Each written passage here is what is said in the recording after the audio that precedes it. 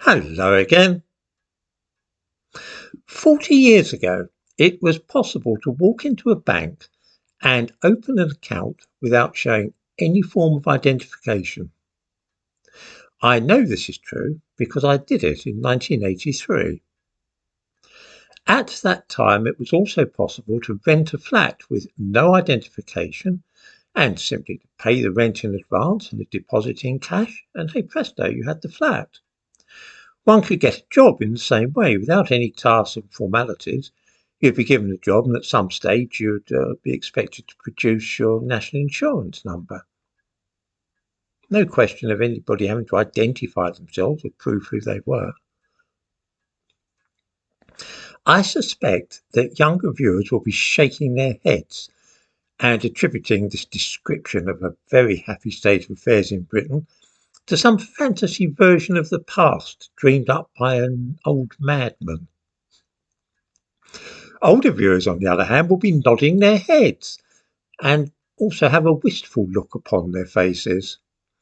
What happened in the intervening decades to alter the situation so dramatically that one now needs a passport in your own country to get a job or rent a bedsit?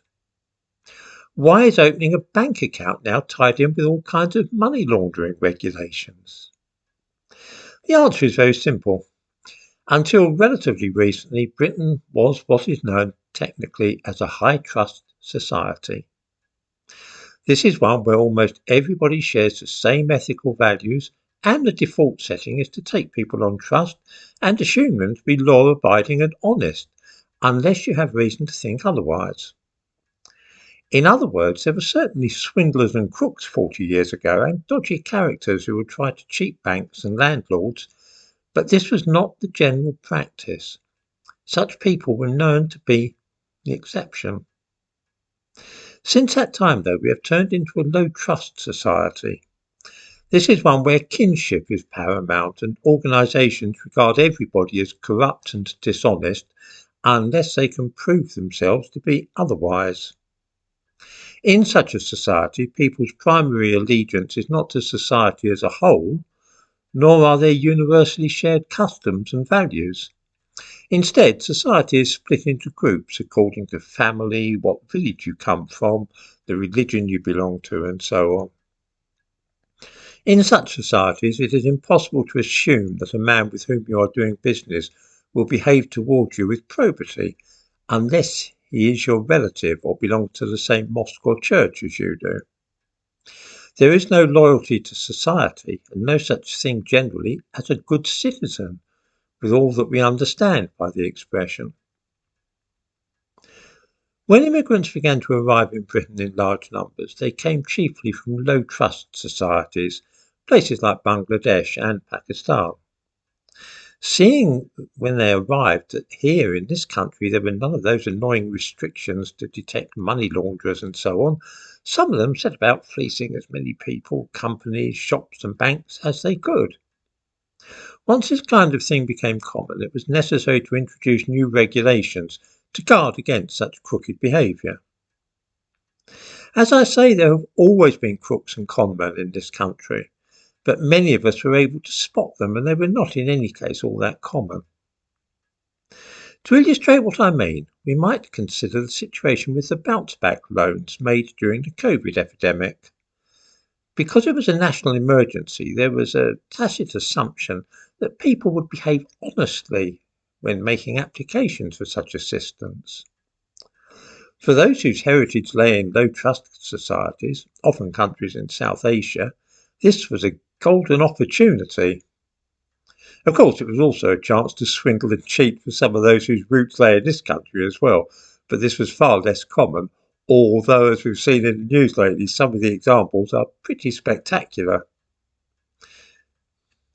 How much less common do you think it is for people whose ancestry lies in Britain, as opposed to those whose ancestry lies in low trust countries, to carry on in this way? Well, of those who exploited the bounce back loan system dishonestly, roughly 80 or 90% were of foreign ancestry. How do I know this? The figures are there for everybody to examine.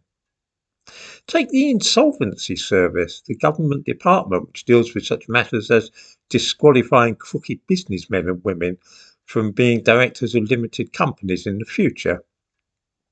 In the description to this video, I give a link to the website of this department and a list of names of those disqualified for shady and dishonest practices from being directors in the future. Click on the link and look at the list of names.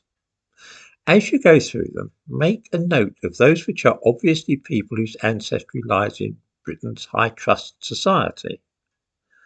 Then work out what percentage you think there are that they constitute of the total number of names on the list. Here's a spoiler. About 90% of the names indicate that these are men and women whose heritage lies in countries which are historically low trust societies. About 90% of the people disqualified through questionable business practices from being directors are either foreigners or the children of foreigners. Right there, it's why you can no longer simply walk into a bank and open an account or rent a flat or get a job without producing your passport.